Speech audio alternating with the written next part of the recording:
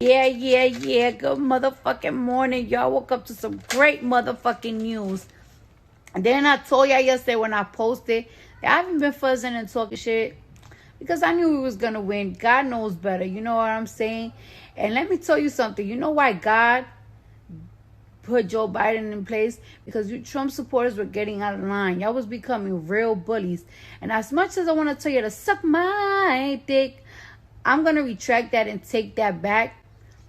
But let me tell y'all something. Y'all been putting me through shit for a hot minute. Ever since I started talking to just say Bernie, yo, these Trump supporters that got blue check on Twitter, y'all be coming at me every week for attention. Y'all be coming at me for attention. Y'all try to scare my sister off the beach. Y'all fucking broke a pole on my husband's car.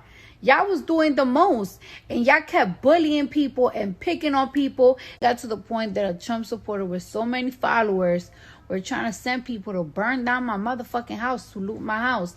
Like, y'all got out of control. Like, this power that y'all was having, and it just got out of control.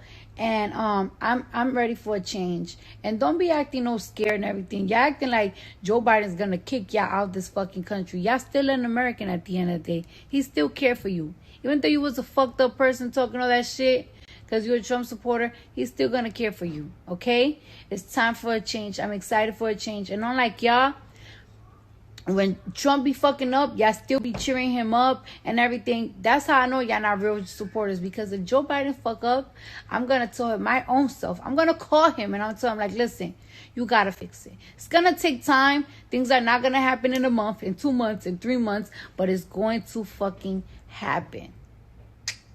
Joe Biden for the people.